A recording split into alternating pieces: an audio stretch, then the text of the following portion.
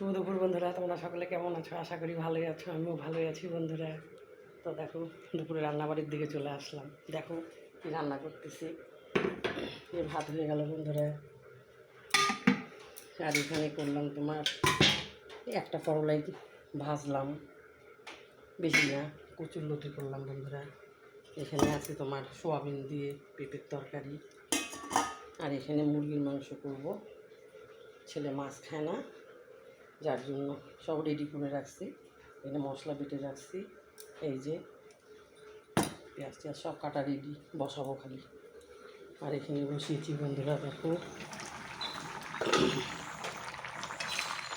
পটল দিয়ে আলু দিয়ে চিংড়ি মাছের তরকারি, এর মধ্যে সুজি কষিয়ে দিয়ে দিছি।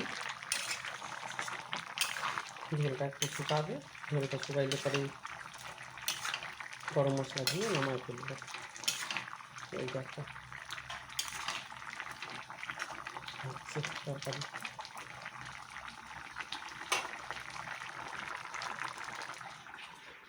তোমরা খাওয়া দাওয়া খাও, ভালো থেকো, সুস্থ থেকো সবাই বন্ধুরা, আমার পাশে থেকো। আমিও সবার পাশে আছি, থাকবো।